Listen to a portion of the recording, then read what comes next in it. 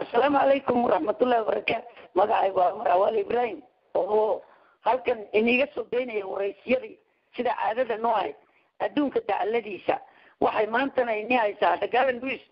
oo ka soo doobaysa dadka maaragtay halgamayaasha mid kamida oo wadanka jaan arinta shalay adeecada laga maqlay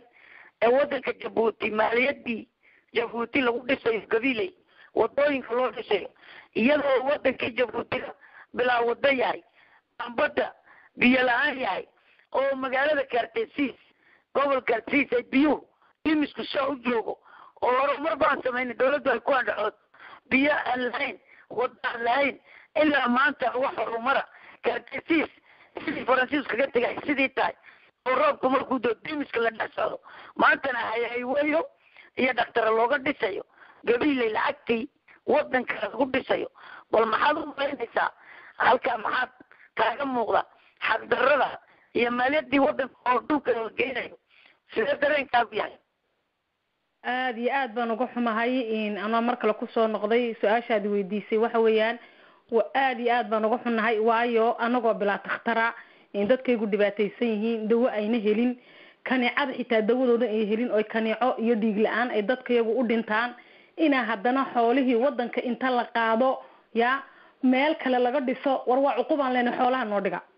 war dad baa loo gaajoonaya balbala waa bilaa takhtar waa bilaa dekad waa bilaa triig wax banaan baxana waa reesiis waa reer balbala waa reer kartikaad waa maxay raday reer kartiseed kartoono kartilo lagu yaqaanay inta baa baxda inta kalena de waxay ku jiraan guryo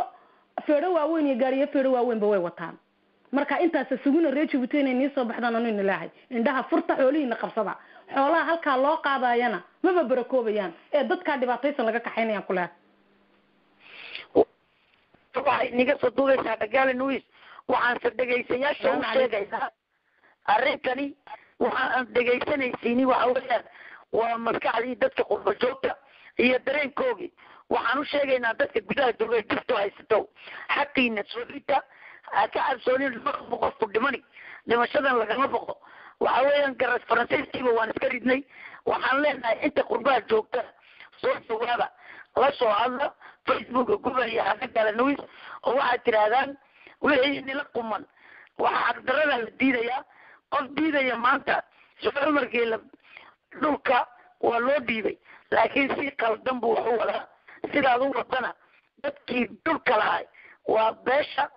afarta iyo ciisa yaa majority dhulka leh ummadaha kale la degana labadii caalamada ku wada nooladaan dhulku waa uuna deeqaa xaqdarrada qofba ma jecla marka waxaa la diidan yahay xaqdarrada والسلام عليكم ورحمة الله وبركاته السلام عليكم ورحمة الله وبركاته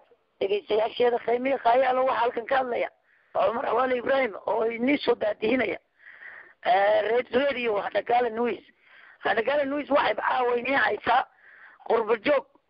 جبوتيانا أو جوجا قربها أو دونا ينو تريو تحدث وقصة سن حفرة كسرتها وطن كجبوتي هي دولة جيبوتي وحقوق ذي بلادك حقوق ذي مسلم حقوق ذي حركة عيسى حقوق ذي حركة عيسى نما حقوق ذي بلاد النملة هي حقوق ذي حقة أمة الشعب الجيبوتي خاصة عيسى يو مارتي أنفر أو دولك أدى الشيء أو ما أنتنا دولك يجل الريحة